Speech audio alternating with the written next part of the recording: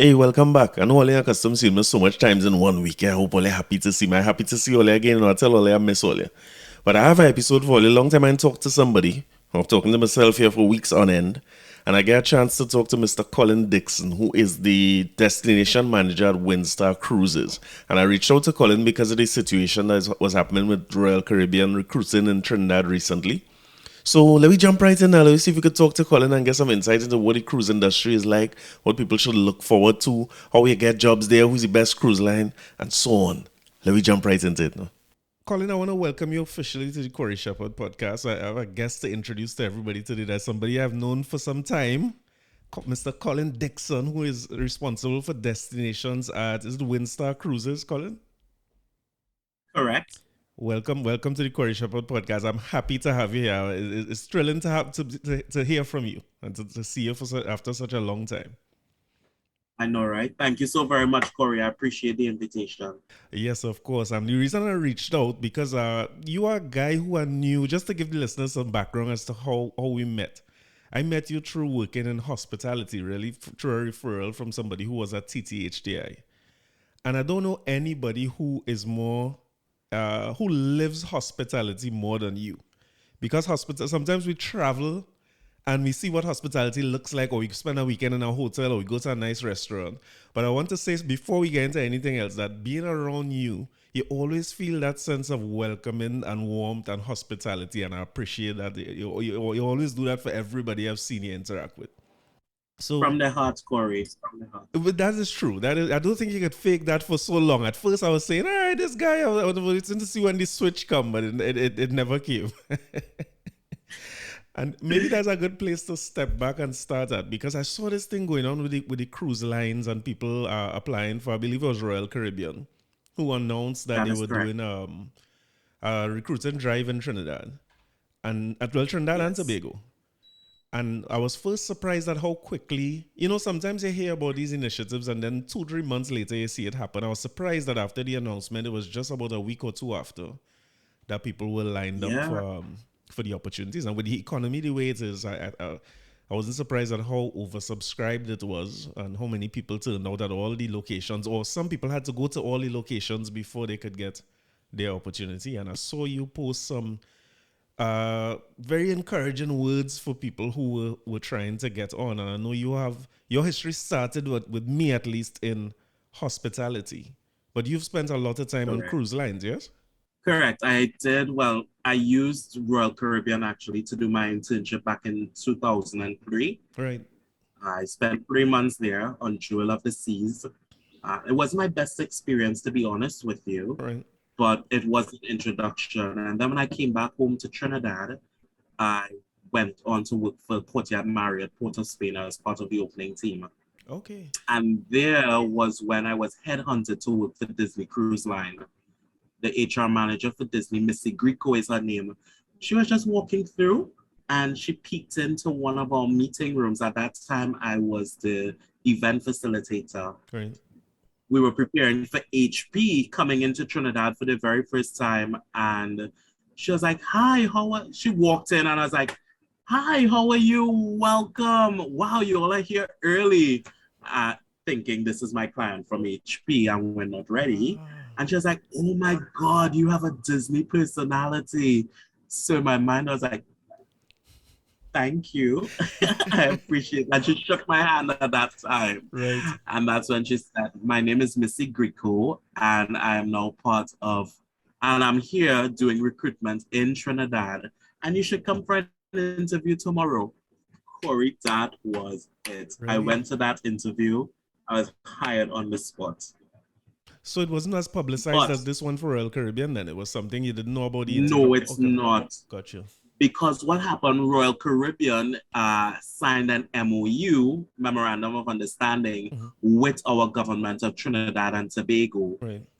to expand, I guess, to help with our gap Of in course. regards to employment. Right. But nevertheless, the industry right now, with a lot of losing a lot of folks during the pandemic, and also with folks not being able to get back to the vessels due to not able to get passports or visas, etc. Right. Because what happened is Philippines and Indonesia are two countries in the globe that actually export labor. I did not know that until I got into the industry.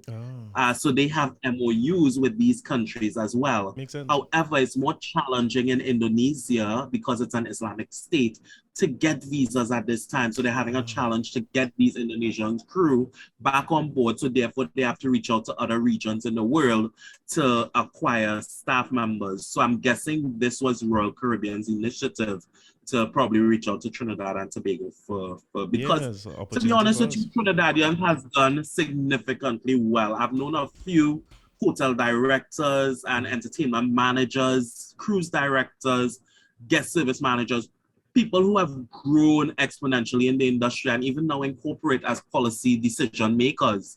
So Trinidadians are doing well. So I believe Royal Caribbean would have seen that and decided to come to Trinidad to launch an initiative. It makes sense. Yeah. So what was that feeling like when you get hired on the spot by Disney? It was a great feeling, but it was a journey, to be honest with you, Corey. Why it was a journey? Because you have to now do the onboarding process. Right. So you have to do your medical. So being recruited is not all done, if that makes any sense. Yeah, on a job you on have the to do line, your when you get medical. recruited, you start the next day or whenever it is, you know? You start basically, right? But with the industry, you have to wait for a line, as we call it, for a line to become available. Especially if it's a leadership portfolio, it's going to take longer. However, if it's not a leadership portfolio and it's an employee level, then you would find the opportunity to get in the line or your rotation easier. Nevertheless, coming back to the question, so I had to wait for a line 1, which is my assignment rotation or contract, as we call it. Then 2, you have to pass your medical. It's an intense medical, Corey. This medical involves from hearing to sight, as far as prostate exam, depending on your age. Right. So it just ECGs, etc., chest x-rays, it's extensive. And if they see that you're a potential hazard or risk, then you lose that opportunity. Understood. Sadly. Understood. But they're not going to let a crew member come out there who is a liability or risk, because it's a high-paced environment, it's dynamic, and if you're not at your optimum, sad to say, you may not be able to make it. Because I've seen people come out here and get heart attacks, etc. I could imagine. And I suppose it's not the easiest environment to deal with that kind of thing. If somebody falls ill in a helicopter, somebody out and all that. And I have done that. I've been part of medical evacuations in my role as guest service manager. So I've dealt with accidents and stuff in the past. It's not the easiest thing to deal with. I was Make-A-Wish coordinator at one time in Disney. Oh, really? And I was Make-A-Wish coordinator. Nice. That was my first promotion. Right. And one of our children became so badly ill, we had to medevac them from Disney's private island, Castaway Cay. So unfortunately, the child didn't make it. But still, these are some of the eventualities that you go through in the industry. But nevertheless, coming back, you have to do your medical. Once you completed with your medical, then you will get a documentation and a letter of acceptance to now make your appointment to go to the U.S. Embassy to get something called your C1D1 visa. Right. This visa is a work transit visa, which will allow you access into the U.S. because a lot of these vessels, especially Royal Caribbean and the larger cruise ships, actually operate out of the U.S. as their hub. So you find hubs like San Juan, Puerto Rico, Miami, New York, Seattle, Los Angeles. These are the key hubs in the U.S. that vessels route out of, and New Orleans as well. So it's mandatory that each crew member must have a C1D1 visa. And most of the time when you do that, you usually get a B1, B2 visa, which is your visitor visa. So you're in transit with the D1? You're just in transit ultimately. And after the end of your assignment, on the discretion of your immigration officer, they could allow you up to 30 days into the country before you leave to go home vacation. Okay, because the company is responsible to repatriate you to your home destination. So everybody going back home until your next shift or your next cycle starts? until your next assignment. Correct. Understood. Correct. And then it's up to you if what you want to do on your vacation. But usually the assignment is, for me as a senior manager or an officer, as they say, it's 4 months on, 2 months vacation. Oh. Usually in petty officer positions, which is like guest services, reception, assistant managers, you'll do 6 months on and 2 months vacation. Oh, that's a When we're lot. looking at house, it's a lot, but you don't feel it, to be honest with you, at least Okay. for me. Right, gotcha. Because it's so dynamic. Go, go, go, go, go. No time really. Right. And then you have like the culinary team and also your dining room staff, housekeeping staff, and support team. They would be on for at least 8 months with a 2 month vacation. So that's the rotation.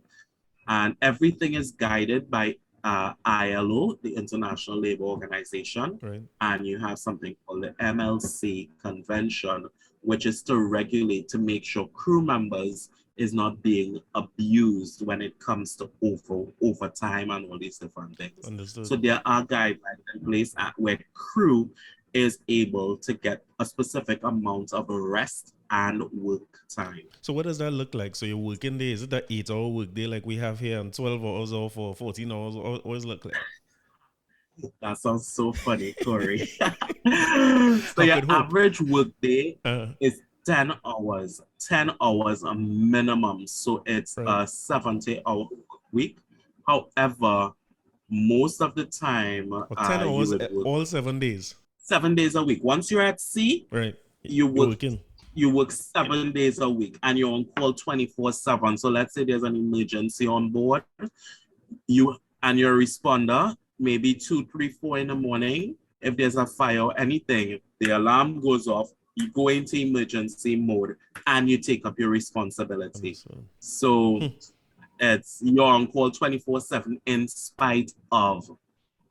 Nevertheless, ideally, you should have a minimum of 6 to 8 hours, so your longest break, Right. and then you would have your breaks in between, with, of course, working a minimum of 70 hours a week. If you exceed that, then you're entitled to overtime.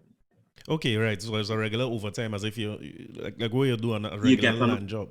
correct. You get an overtime rate. And they have so they have casual leave and sick leave and stuff. So if I work in 7 days a week, I need 2 days off next month. It's my birthday. I need 2 days off. That's a thing. Impossible. No. Once you make your commitment to come out here to work, you celebrate your birthday while you're working. Understood. But I must admit, your team and your leadership team, depending on who it is, they usually try their very best to make your birthday a super special time. Oh, because nice. being out here, your team member and your colleagues become your family. Understood. Because you're away from home most of the time. Right. And to be honest with you, I've spent the majority of my birthdays out here, and I must say it has been a fantastic time. I spent Christmases out here. Trinidadians will pound me, but I don't miss Carnival. Yeah. Making sure you're home for that. I don't miss it because I get so accustomed traveling and enjoying different destinations. They say once you stay away from something too long, then, but I guess when I come back home and if I have the opportunity to experience it, I guess it will come back. Will. But nevertheless, it will, man. For me, I'm not a crowd person, but I appreciate our culture and I love our culture. Well, funny you should mention crowd because when I saw I've never gone on a cruise because of it seems intimidating to me. Now that it will be different to your experience now, as you say, a smaller vessel now. But when I look at the size of a cruise ship, or I remember being in St. Lucia once and it was what do you call it when you have to come back to the vessel after you did your tours and so on? What do you mean? Give me a little... like people, when we just vacationed in St. Lucia, so we went to the cruise ship spot. So there were little shops and music and all that. And people had to come back to the boat. Right. So they were making the little alarms, the boat was blowing the horn, so people had to come back on. Right. So what that is like a call to alert the people. Because a lot of folks sometimes in the larger on the larger ships especially, sometimes they have to leave passengers behind because they neglect to come back to the vessel on time. And that passenger will be responsible. Yeah. And the port agent will have their passport and everything waiting for them. Right. So they can fly to the next country. Oh, at your Everybody is expense, I warned and suppose, right? everybody is I aware. guess At your expense, of course. Yeah. yeah, you have to know So your call times, I guess.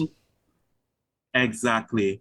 But I must admit, I never had that challenge even when I worked for Disney. Royal Caribbean is the only company that I've seen that we left guests behind. Yeah, but Disney is one of those companies that is above and beyond when it comes to excellence. Understood. So the guest is always well informed and set up for success. Yeah. Well, when I saw the amount of people that were going back onto that, I was like, no, this is too much people. This ship is too big, and it's just too many people. That crowd was intimidating to me. And that's the thing, to be honest with you, these large cruise ships are sailing cities. So like you have the Oasis class vessels, which is Royal Caribbean's largest vessels. They have a capacity of 6,000 guests. Wow. And you're looking at 2,000 plus crew. I haven't worked on a vessel of that magnitude before. The crew is 2,000 plus, I think 28, I think. Wow. 2,800 to be honest with you. But on board you have everything. You have a full hospital on board. You have a mortuary on board. Really? Yeah.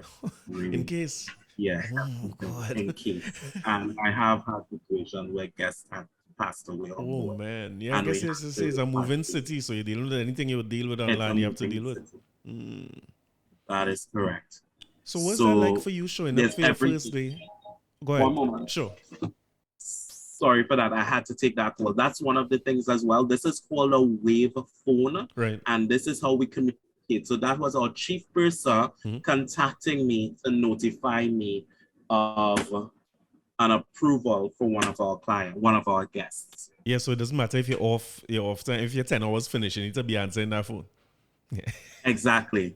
Exactly. You're on call 24/7. I make no joke when I say that. You just saw it in action. I did, and I saw that. That was one of the things you posted on Facebook as well, that be prepared for the length of time that you're going to be committed to work. So I was going to ask, what's that first day like when you walk on a ship that's that big and you're now in a team of 2,000 something people, and what's your first day like? So 2 experiences I will give you. Sure. First one with Royal Caribbean, Jewel of the Seas. I walked onto the vessel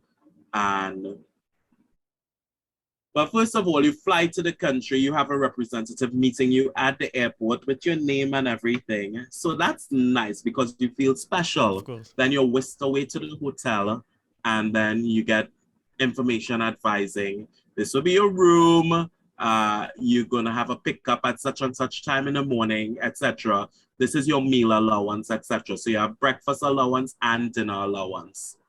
So all of that really, really nice features and gestures because the company takes care of your ticket to send you to your destination. So that's one of the things you don't have to worry about. And just to give a little background, if you have to do your medical and you cover your medical and your visa, the company pays you back your money. You just have to expense it on an expense report when you book the vessel. So that's if I get the job thing, and I have to go Trinidad to Miami to meet the vessel, they pay for that and the return flight as well? They pay for that. Okay. Yeah. So you're on the job from the time you leave to head there?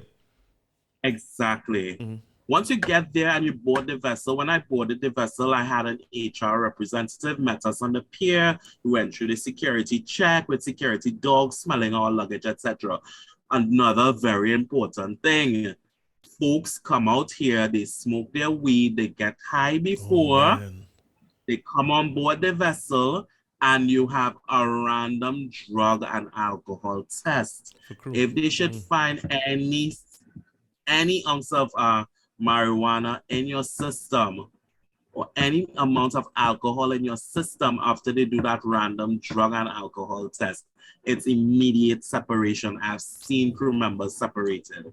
So that is a very good indication to tell people coming out here, don't take a smoke. Yeah, understood. So when you say separation, it's not like you're getting another chance at this. You're separated from the company. You're terminated. No, you're separated from, that's a nice way of putting it. You get fired. Yeah, right. But as we say in the industry, you're separated from the company with a no rehire status.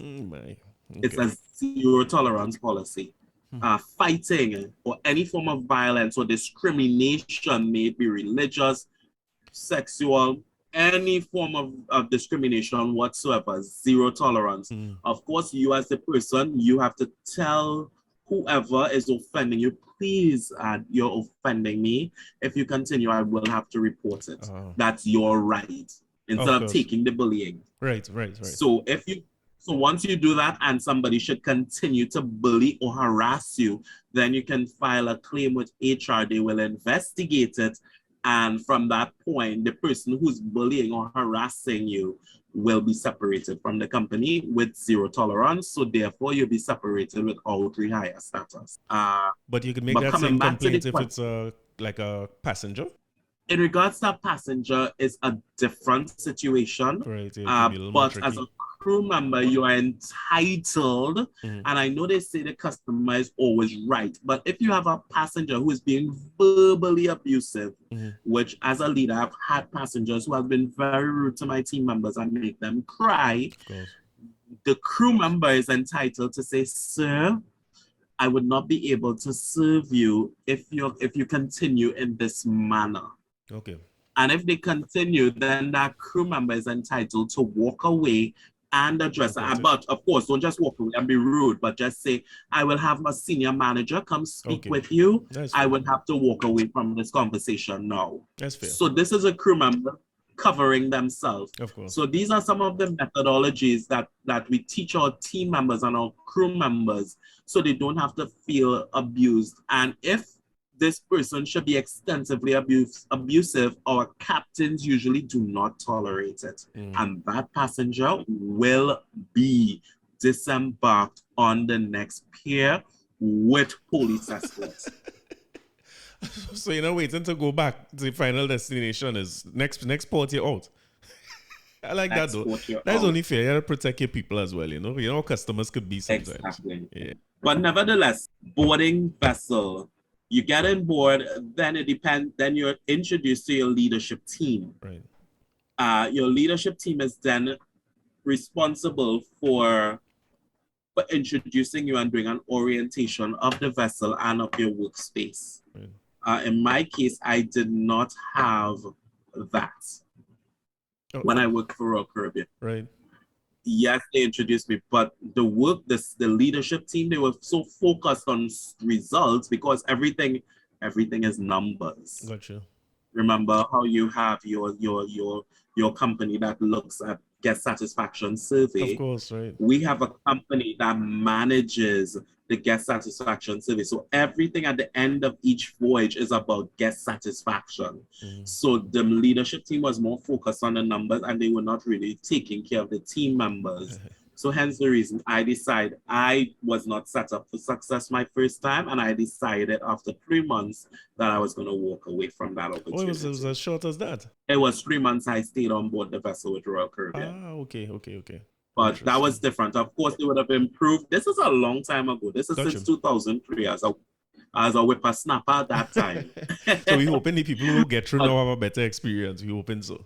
You should have a better experience because they would have introduced proper HR practices and policies and guidelines on board. So most Trinidadians who I see going on board now, I think they're pretty much set up for success. But with Disney, it was a different experience. Really? You have something called traditions. Right. So what you have to do is you go on board. Well, before you join the vessel, you go to Disney World. And you go to Disney University on your first day, and your recruiter comes to that meeting room area and welcomes you. So when I saw Missy that time, I was like, Missy, thank you so much for this opportunity. Oh, nice. I'm finally so you met here her again there? Is on Orlando? I met her again, in Orlando at Disney University. Beautiful. And then we go through the onboarding process or orientation process for 3 days where they guide you through, tell you about the culture of the company, where it came from, tell you about Walt's vision and purpose of the company. Right. So it was an immersive experience for each crew member coming on board. But this is before you go to the And vessel. then This is ahead of this time you're is talking before about. you go to the vessel. Beautiful. That's Yep. good though. And then, and you're staying at a Disney resort. We stayed at the All-Star Sports Hotel. So all meals are including breakfast, lunch, Nice. dinner, and you have meal vouchers to go to the parks. And you have your card, which is called your Key to the World card. Right. And believe it or not, I kept it as a souvenir Oh, nice. after all the. I can't take it out now, but this is it here. Wow. Well, that's when you know you Yeah. get good treatment. Eh? That's when you know you enjoy the experience. To hold on to that. It was great. So I can return to Disney because I have rehire status. Oh, good. You ain't fight nobody But and thing. nevertheless.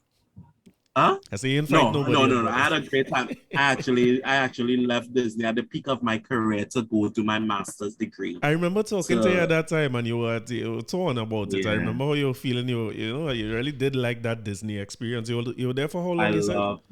I was there for 7 years and I had exponential growth and development in that window. Right. So nice.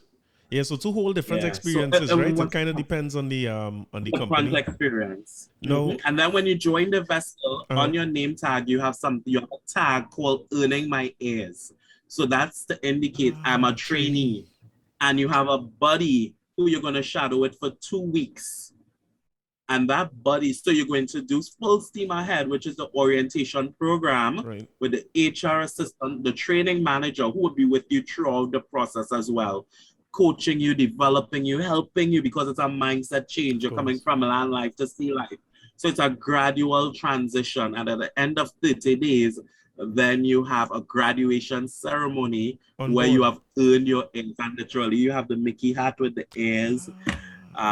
Which was a nice experience. You felt a sense of ownership. You felt a sense of pride. And that I liked about Disney because it was an emotional connection you now have to this brand. So yeah, your buddy, you shadow with your buddy for 1 week. And then your second week, you will take the lead and your buddy will then be your guide there until you're ready to transition. Well, that's really, really good. So you're sure that, as you say, you always talk about this as setting you up to succeed is a big difference. Because when you say... a massive... Well, you said Royal Caribbean, for instance, is numbers driven, like guest numbers, I suppose. But sometimes we forget that the guest numbers can't get better if our internal... you have to do the work with your team. Your team had to be on board and buy in, To me, which is the harder work. Correct. Exactly. And this is where it boils down to the philosophy, which I learned from Disney. And this is what I'll be doing for my PhD studies, which is treat your people right. Your people will treat your customers right. And this is what will impact the bottom line. Because when your team members treating your customers right and they're motivated and just engaging with your guests, then the guests will come back time and time again and share with more people and tell people about this great experience and bring more guests on board. So that's the model which I have adapted, and trust me, I've seen it work time and time again. So well, boy, I don't trust anybody to do that more than you. Now, if you do a PhD in that, that's something I would love to see the outcome of that. That is I always find it's harder work. Like people like talking customer experience. So as a company, we've had some success talking to people about it, measuring it, making changes. But boy, sometimes when it gets to the employee experience, and I'll admit that with our teams, I struggle with it a lot. It's like, okay, how do we make this place such a great place to work that you can't deny the level of service we'll give? It's hard. It's really a cult here, but you know what? I'll say, Corey, just continue to persevere. And once you know it's coming from a place of authenticity in your case, then I know your team will continue to shine. Yeah, I think we get in there as a process. So that's your open invitation to come to do a talk or training at any time you're ready. Anytime you're here, you just let me know. Anytime. Absolutely. But I agree with you in that our culture is something that I look at that is unique. So you said, for instance, the shift from land to sea is a shift already. And it's way, I look at cruises and say I want to book a cruise. I like the idea of it, but then I was like, boy, I just want to stay on land. So employment from land to sea is such a big shift. But I looked at something that was really simple, and I'm not sure if I'm looking at it wrong from my standpoint as a recruiter. I want to ask you as somebody who's been out on the sea. Because to me, I remember the first time I had to go for a job. My mother told me, she gave me a speech. It was, "Don't embarrass me." Because I was going to TSTT where she was working for an interview. She said, "Don't embarrass me." And Right. that started with walking me through what I must wear, how to sit, how to make eye contact. Because as a young fella them days, I must be 15, 16. When I sit, I like to slouch all the way back and I want to have my pants low, you know. Yeah. But I did find it strange that this was presented as an employment opportunity. We had a week or two to be prepared for it. And then when I saw the I don't want to say outfits, what should I say? When I saw the dress code outside Napa on the first day, I was wondering if I was overthinking it because maybe in the environment you in, it doesn't matter much. What are your thoughts about that? No, I was I was disappointed. Yeah. I was disappointed because I was like, what's going on with our society? Doesn't people have value systems anymore? And that's why I'm so cautious with who I recommend to come out here I could imagine. because people trust my name. I've worked so hard to build that Of name. course. And for somebody to come out here and not represent my name, just as your mother indicated, it's embarrassing. Why? Because they're going to come back and say, oh, that's Colin's friend. Yeah, it reflects on So you, of course. It reflects on your judgment and it does everything. reflect. So I saw people But I dress was very, sorry very as well. casually. And you know what was even Very. more concerning for me as somebody who's been an employer for some time and even a recruitment agency we run now. I've seen it before though, to be honest, because when we do recruitment drives, sometimes the way you see people show up is like, well, why? Why wouldn't you be in the space where somebody could see you in a Marriott and say, "Hey, come and get this job. This is for you. You are a Disney person." Yeah. Why do just overdo? Yeah. You know, just if you're not sure, like go overboard. And what was even more strange, as I said, was people were recording themselves. So it's not even like somebody saw you in this line in the interview like that. People are going live on the phone and complaining about the lines and all that. And I'm thinking, but Yeah. it's an odd thing, boy. Not a good, it wasn't a good representation at all. I must say I felt embarrassed being Trinbagonian looking at it. And it was sad because that story that aired on the newspaper made it all the way to the president of my company that I work for Oh, currently. So all the directorship and leadership from a policy side, they would have seen that article and I would have gotten commendations, but they would have also seen how our people looked. And it wasn't a great representation as a Trinbagonian who has represented and who have worked so hard to portray my country in a positive light. However, I am most happy to say that I've coached quite a few Trinbagonians thus far. I was the first Trinbagonian in this company, and there's going to be 2 members joining our team soon oh, beautiful. because of my recommendation. Congrats. That's So good. That's it's good. really good. Yeah, Yeah. yeah, yeah. But I'm happy to also say some people reached out to me, strangers who I never met or spoke to before, and they were brave enough to reach out to me to get advice. Oh, good. And I lent them that advice and I helped coach them. And one of them reached out to me recently. I was like, Colin, thanks so very much. I got through. I got my letter to go do my medical. Oh, And I was nice. like, you serious? I was like, congratulations, you're in. So I've just been guiding people on their journey and seeing them get through is really a good feeling from their heart.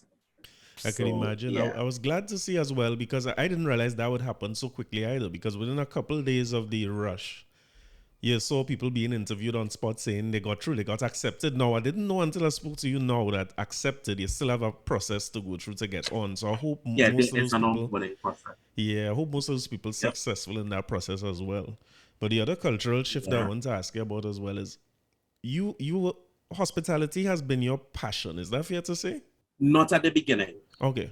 Because in school I did all sciences. Really? I did biology, chemistry, physics. Yeah, Who knew? I knew not. I didn't do any business or modern studies or anything like that. The only subject I did was literature, Right.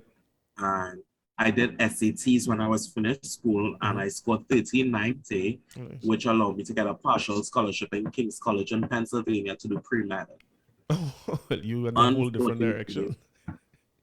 front. My parents didn't have the money, All right. and I tried to make the money for that year window. And when I went to the embassy, I was denied because I didn't have the money Yeah, to to show it up show for the front. 4 year. Mm-hmm. Yeah. Mm-hmm. Or where it was going to be coming from, the source or a sponsor. I didn't get that. So I became depressed, real human thing. Of course. And the psychologist from where I did my SATs, which is Dr. Anna Maria Mora. Oh, really? I don't know if it, yes, Yeah. Dr. Anna Maria Mora was a huge mentor in my life. And she was like, Colin, sometimes when one door closes, it's for a reason and a purpose. And in that time, I was ignorant as crazy. I was ignorant. Like, I wanted to study medicine. That was my dream. That was my goal. That's what I wanted. Mm-hmm. That's what society looked at as a good job. So that was what my mind was tunnel vision for. Mm-hmm. Nevertheless, I took her advice and I went to register for hospitality school because she said, Colin, you have a really nice personality and you should consider getting into the hospitality industry. And the first thing I told her was that is servant work. I don't want to do that. Okay. So you can see where my mindset Of was. course. It wasn't in a good place, but nevertheless, because I was so tunnel vision, that's what I said. Right. Nevertheless, advancing forward, I went to TTHJ. I applied. In my interview, I told them, well, the reason I'm here is because I wanted to study medicine, and I came with a cocky attitude. Right. And I was denied, but the registrar, Elizabeth Hudlin, right.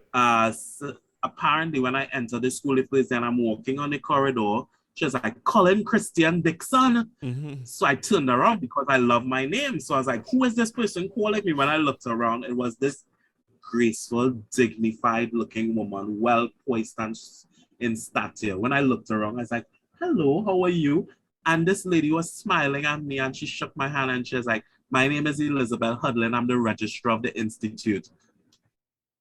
Corey, I felt so special in that moment to know that principal of the school just acknowledged me by name. Right.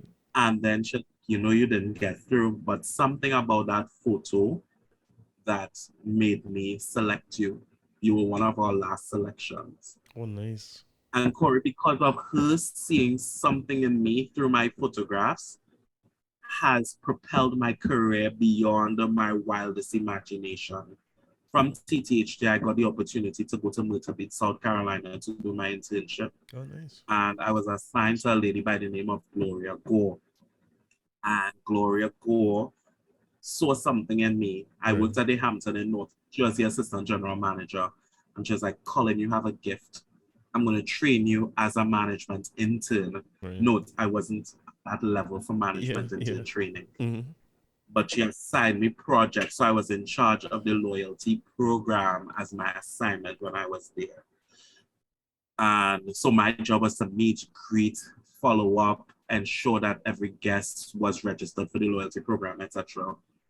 That was great. I was supposed to be there for 3 months. I spent 18 months on that project. I missed my graduation at TTHJ. Everybody have their graduation outfit except me. I came home and I got trophies after, but I don't have any formal photographs in my graduation because I was working. Right. And she said, Colin, there's one thing that I want from you. Mm-hmm. She was like, we're working in a white-dominated environment. And I made it to the top because somebody believed in me. I believe in you. So all I want you to do is to pay it forward. And she mentored me and she transferred me to Trinidad Hilton. And when I came to Trinidad Hilton, my second week, I was assigned to take care of Nelson Mandela. Oh, wow. When he came. I remember that. I was his water boy. Wow. I was his water boy. And he was doing a courtesy call with Desmond Tutu and Dr. Miles Monroe. Wow. And I took care of them. And I remember he called me in the room and he was like, son, your service was excellent. I was like, thank you so very much. And he said, whatever you do it with all your heart. Because he asked, what do you want to do? And I said, well, I'm doing this to make money to go after my pilot license. So that was my next dream, to be a pilot. Nice. A shift again. So I was just using hospitality as a crutch to get to my dreams. Right. Anyways, at that time, he said, whatever you do it with all your heart. So every time you would hear me say, if somebody tells me thank you, I usually say from the heart.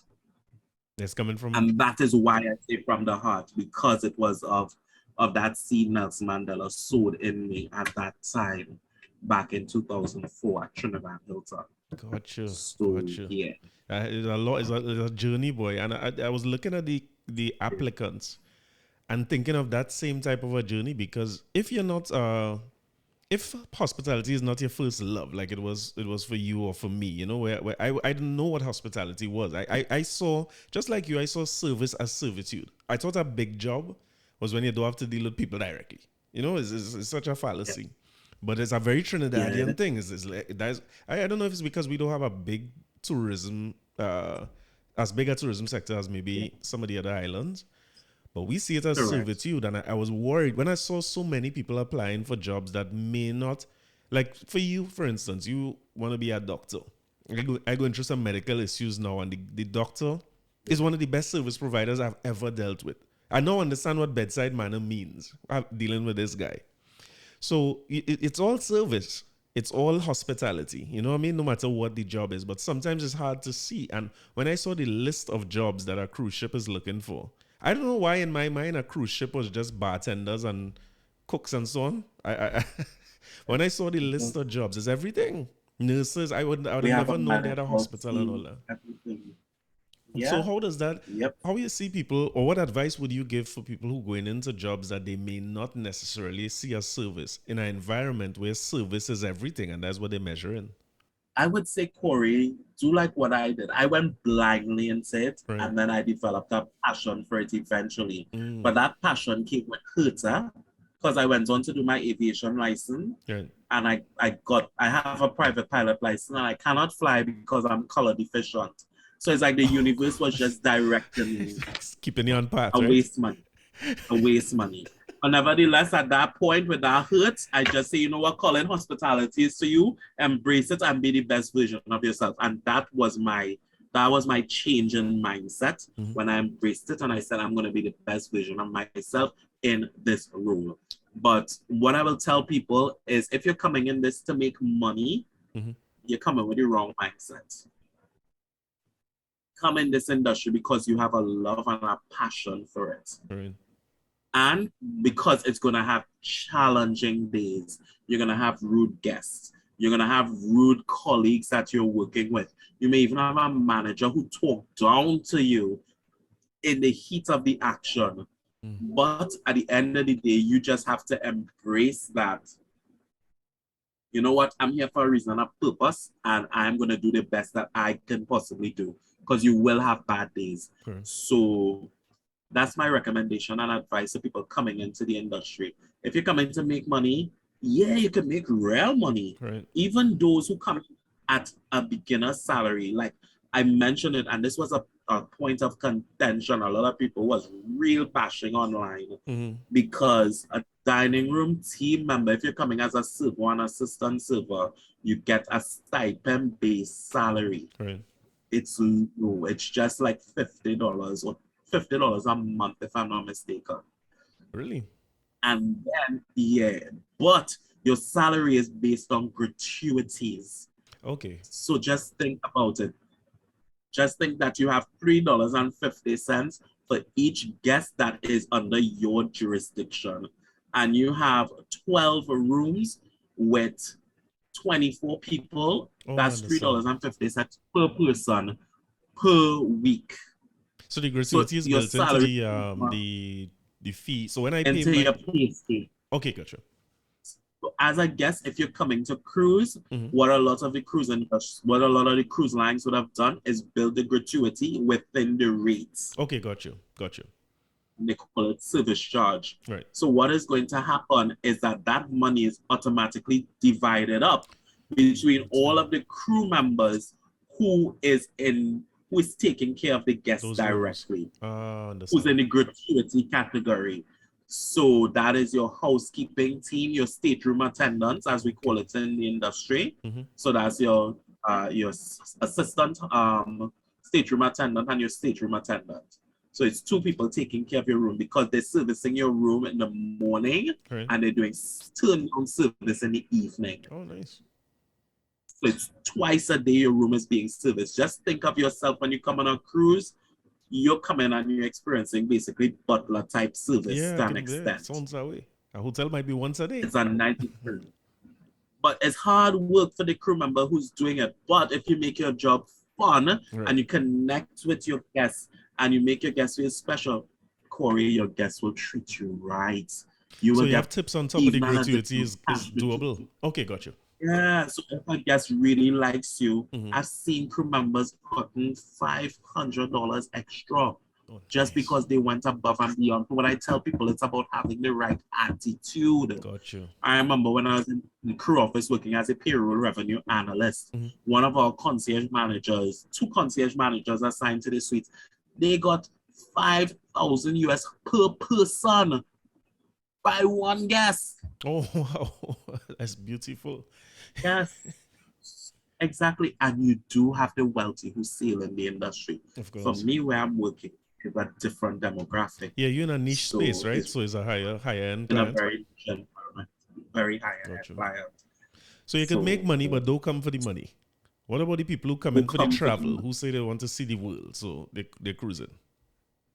So you'll be working so hard that you might even have time to go out on your break time because you want to catch up on sleep. Oh, okay. That's what I did. So in the early part of my career, I would go out once in a while, have a quick lunch and come back because we'll go on break like about 1 o'clock when we're in port, and you have to be back on duty by 3 o'clock. Right. 1 to 3, that's 2. Well, sometimes 1 to 4, so you have that gap of a break.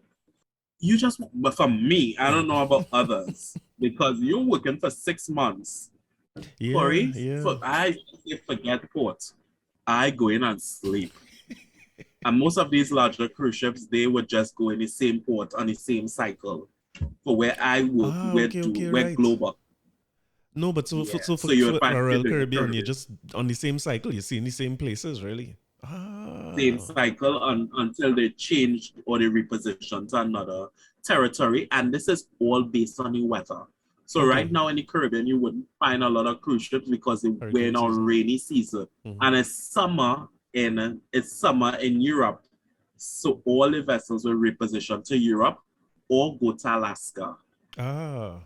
You see how interesting it is? Because in my mind, Colin, today I'm in the Caribbean, tomorrow I'm Mediterranean, next day I'm in Alaska. I feel like if I go in all over the world, but it probably not, right?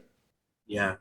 But after all these years, I'm now in a position where I am responsible for the destination. So my job is now to go out and explore the destinations and understand the destination. So when I give our guests a lecture, I'm able to come from a place of authenticity to say, I've been here, I've experienced it, go here, do this, experience that. This is the cuisine of this specific country, enjoy this, enjoy that. So now I can say I'm living a true immersive experience. And it's part of my job now as the destination manager. Well, when you said destination manager, I thought it meant you decide on what destinations the ship goes to.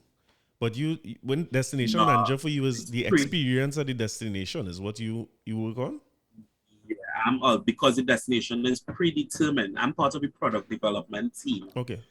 So the product development team goes out, they scout the destination, usually a year or 2 in advance, and then they would go out and say, meet with tour operators and say, these are tours which we'll do, and set the price scale in motion. Okay. I will then get something called a TDF, which is a tour description and also a pricing sheet.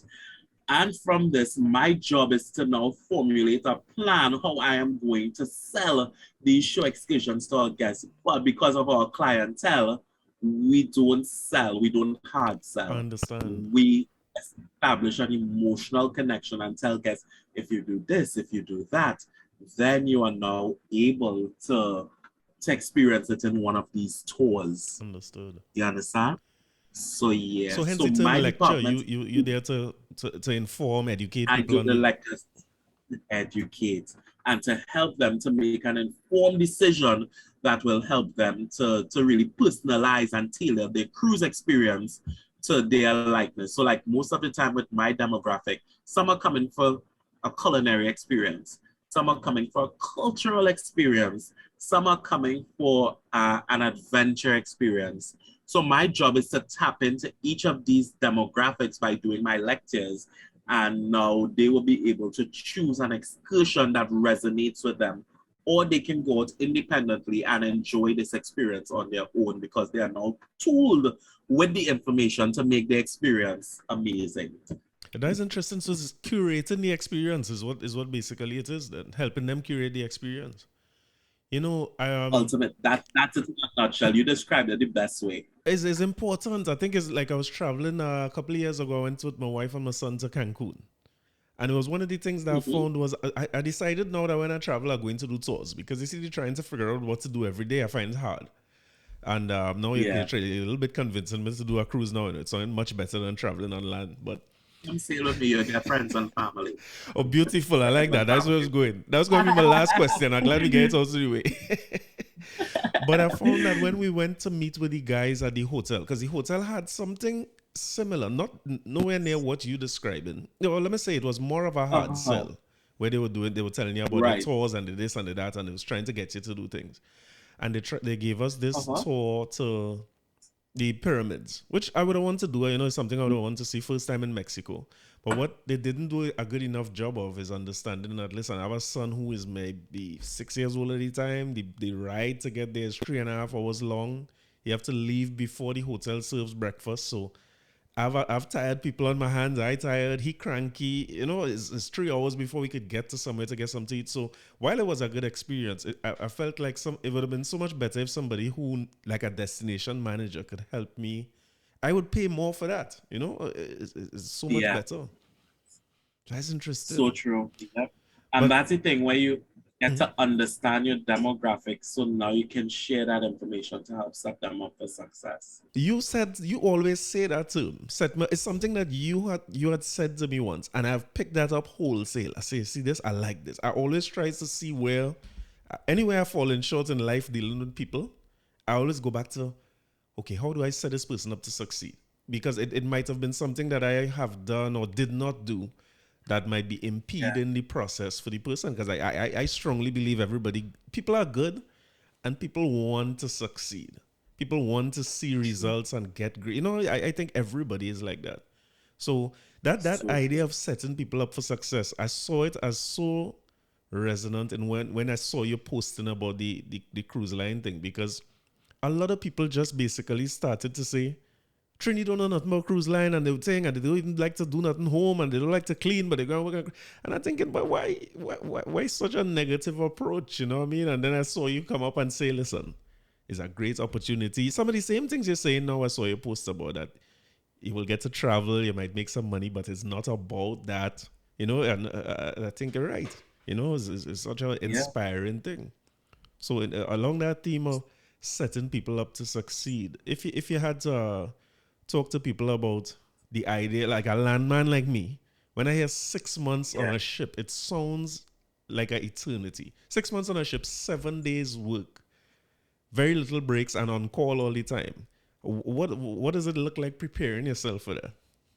To be honest with you, Corey, there's a nice work and rest relationship on board the vessel. Okay. So you have a crew welfare manager on most of the larger ships, especially, and you would find they celebrate a lot of the country's independence.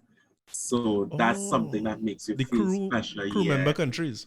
Crew activities. Okay. Yeah. So the nationalities that's represented on board. So, and then after you would find they would try to infuse your cuisine, your cultural cuisine. So like one day they will talk to the Trini chefs on board and they will make roti. Okay, I remember on Disney we get roti sometimes and some real Trini curry. Of course. So these are the things that make your experience amazing. And you don't feel it, You don't feel it. Coming on board, it could come across as a little daunting initially, but once you embrace it as a lifestyle, it becomes automatic, and you will see how fast your assignment will pass. Really? 6 months sounds long, but There's so much activities. There's even crew tours available that the crew members is able to go off, set up by the crew activity manager, that the crew member is able to go off and enjoy the show excursion just like the guests at a way subsidized cost. Understood. So all of these are opportunities that help to create a good work-life balance at sea. And you have crew parties available and Okay. different activities, bingo night. Sometimes there'll be a special show. If there's like in Disney, we had all the shows. So like teams like the galley team, which is the team who's cooking, they're not going to get to see any shows or anything. So in Disney, what they did is that they would have a night where the cast, the main cast, who does all of the production shows, will put on a show for these crew members who's behind the scene. Understood. So these are different initiatives that the cruise line would have taken to create a good work environment with crew life balance. The first month may be a little challenging adapting, but once you adapt and you have an open mind, you will have the time of your life coming out to work at sea. I wouldn't have thought of the idea of crew activity management. I guess it's so important. You have to keep your crew engaged and keep them happy. You're right. Gotcha. Yep. And yeah, you're not going home, so I have to. If I could foster that family environment, I'm much better off with the service that we could deliver. And what a lot of these cruise lines, the larger ships have done is you have, of course, you're familiar with EAP, right? Yeah. Employee Assistance Program. So on board, you also have an EAP program. Good. So if anybody's have depression or if you may have lost a family at home, you can just pick up a direct line and you'll be able to speak with a counselor or a psychologist who will be able to help you through the process to deal and cope with. So there are systems set up in place to really set the crew member up for success. Once as a crew member, you decide to open your mind to the experience. If it's one thing I've experienced as the Caribbean people come together. I can imagine. No matter what part of the Caribbean you're from, we come together and we support each other. Right. We support each other to help each other to be the best version of ourselves in our job. Because the Europeans come together, the Americans come together. Right? Everybody familiarity. And it helps to make your experience so much better at sea. So again, it's a great opportunity. Makes sense. And I suppose those relationships you make with crew members would be everything. I mean, if you're working there for some years, lasts a lifetime. I could imagine. I've seen so much. We call it Disney babies. When I was at, because this is the company I could refer to the most because that's where I spent the majority of my ship career. Right. But so much Disney babies came about with internationalities coming together. And so much of my colleagues from Trini now living in Australia, Croatia, all over. So you can never tell where life is going to take you. You come out with one mindset, and then you end up living in Philippines or somewhere else because you recognize to live at another country in the world when you look at your pay scale and how your salary can work so much better if you live in another country, especially if you find the love of your life. Got you. I was thinking retirement, but you mean like migrating while you're still working, you just live somewhere else. Correct. Makes sense. Yeah. Another thing I wanted to share. So I just coughed there, right? Right. And one of the things we have on board is we have a medical team. So if ever for any reason you should not feel optimum, you're welcome to go to the medical center. They will assess you and make sure you're at your optimum. And if it's just a case that you need rest, they will sign you off for rest time. If you're sick, like I contracted COVID when I came on board the vessel. Right. From Norway, or went in Norway. And I was feeling normal. I was asymptomatic, just with a cough. Right. And everything is included. You have your medication, everything is included at no cost. Provided for you. Nice. And if you have to be medically disembarked for whatever reason, you get a percentage of your salary paid to you on a monthly basis. I had to be medically evacuated for my wisdom teeth. Right. I came home to have that surgery done. Of course, I got assessed. Right. And I was medically evacuated from Nassau, Bahamas to Trinidad. I had that surgery. I was home for a month. Mm-hmm. I was paid for that time.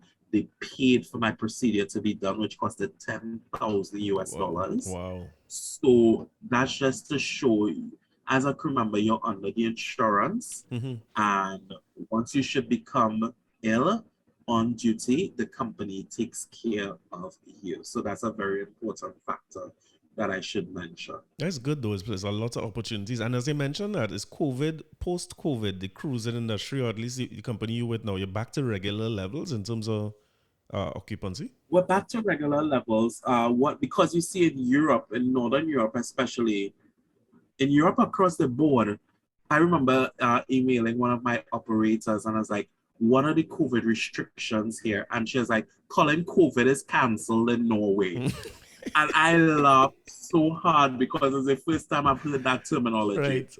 I was like, COVID is cancelled. So that was so funny. So you're not required to wear a mask, etc. Okay. But the guidelines and policies, and our guideline is called the Beyond Ordinary Care Program. So all of our guests will be notified. Like today, I had to do my lecture, but I had to do my lecture over the PA system Okay. Just to not gather. because we cannot have guests contained in an environment, an enclosed environment, without masks, etc. So yeah. That's good though. Really, really So responsible. It's good. So I we guess, have to because the cruise industry got a bad name of course, initially with the pandemic. Yep. especially on this side, because there was some people who couldn't get off the cruise line, people who quarantining on the cruise and all those things. You know, it would have taken a hit, I'm sure, Yep. on this side. But what I could say But is to that be honest traveling with seemed to you, go back to normal. So I suppose cruising on this side would have been back to where it was too. it's so normal. Mm-hmm. Like one thing I've recognized though, on our side of the world, there's so much unemployment. And on this side of the world, there's so much employment opportunities. I've literally gotten headhunted in Sweden, Mm. Copenhagen, Stockholm, Copenhagen, and Norway. I'm Right. being headhunted right now. Mm. And that's why I tell people, once you have the right attitude, you don't have to go looking for a job. Jobs will come seeking after you. Right. But I'm loyal to the company that I work for. I love my job. I personally think I have my dream job right now. Well, yeah, no. So I'm not ready to go anywhere. Yeah, I'm not ready to go anywhere, even though I may be headhunted. I love what I do. I think each day I'm getting to impact lives positively, and that's a huge deal for me. I feel as though I'm living on purpose. Oh, good. I feel as Well, though I'm listen, living my Colin, life on purpose. when I met you, this is 10 years ago, probably by now. And I felt that then, eh? So I It's don't know if it was, 2015, yeah, yeah, probably as far back as then, yeah. Yeah, it's true. That's 9 years yeah, ago. yeah. And it felt like you're Wow. living that purpose from then. So, I don't know what your headspace was at the time, but it's always refreshing and Yeah. inspiring being around you. And this is much the same, just talking to you. Where in the world you are now? Oh, well, we're in the middle of the ocean in the Baltic Sea. Right. I'm heading to Gotland, which is an island governed by Sweden. Okay. We're going to Visby, which is one of the oldest medieval cities in the world, Right. which had population as early as the Stone Age period. Okay. Okay. Yeah. That must be So exciting. we're Your going guests in a probably looking forward capsule. to that. Totally looking forward to it because it's one of the oldest cities in the world that is a UNESCO World Heritage Site that is still preserved with the walls. I tell you, Corey, going through these places and these old towns, I feel as though I'm teleported into a scene in Lord of the Rings or these movies Yeah, that we Game would of see Thrones. on And my wife TV. have more watching now. We're back Game in. of Thrones, Right. exactly. And experiencing it, I'm like, oh my God, look the wall. And I'm a big clown. Like I the child that's come back to me. I was like, wow. But wow, I am blown away. So like I'm really excited tomorrow Mhm. to see and engage. And I'll post videos on the experience as well. Oh, good, good, good. Well, I was going to close by asking Yeah. you your recommendations on the best cruise line to work for. I feel I have a good guess as to who you think is if you had to get a dream job on a cruise line for would-be applicants, who you would recommend? Windstar Cruises. Yes, really. The man going the safe answer. No, it's not. No, it's not a safe answer. Is Like that I good? love my job. It's a family here. Right. When you see my staff members, I practice my philosophy, what I've been preaching, where when you treat your people right, your people will treat your customers right. Sure. And I treat my team so well that I ticked off their promotions 2 years ago. And ironically, where I am now in my new position, the first person I promoted is my assistant manager, and the last person I promoted is my brand new assistant manager. Oh, good. And we're You working have people moving together. through. Beautiful. So my team is growing with me, and that makes me feel so good because these team members know my work style, and once you treat your people right, they will set you up for success. Of course. My team members, when I go into a meeting and I have my presentations to do, and they do up my charts and everything, Corey, I feel like $1 million walking into corporate meeting. That's good. Because now I'm presenting. They really set me up for success when I have to present. So that's what, treat your people right. You never could tell. And most importantly, somebody could be a staff member today, and tomorrow they could be your boss. Of course, you have to keep that in Between mind. you and I, yep. Always keep Between you and I, my goal is to work my way up to becoming the president of this company. But you're gonna do it. I here for it. I can't wait to see when you achieve it, so we can celebrate that in person or virtually. I'm here for the celebration, and I know you will get that. I know you're gonna get there. I'm very grateful. Thanks for believing in me, Corey. Always. And listen, Colin, thanks very much for coming on here at short notice. I know your schedule is as hectic as it gets. I didn't expect you to come on so soon. I said, let me try and reach out to Colin. I know you're busy, but I know sometime you must come off a ship at some point, and we'll get this done. But I really appreciate you taking the time from your schedule to do this. And you have a customer. I'm going to figure out how I'm going to get to Windstar Cruises, because I was going to ask you who you're recommending for people like me who never been on a cruise. And I know I'd have checked Windstar prices, but I will sort that out with you. So between you and I, it's a little more premium than the. But again, expensive. we don't focus. We don't focus on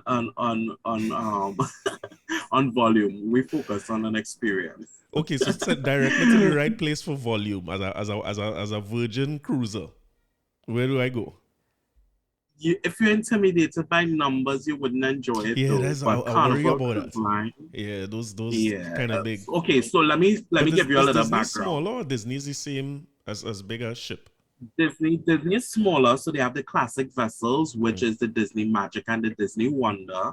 The Disney Wish is on her maiden voyage right now. She just launched, and I was part of the visionary team that was instrumental in developing the Disney Fantasy and the Disney Dream, which is our fourth. Well, I feel so personal with this product, but we were part of the visionary team where we had a blue sky exercise where we sit in this room and we just visualize what the most ideal vessel is going to be.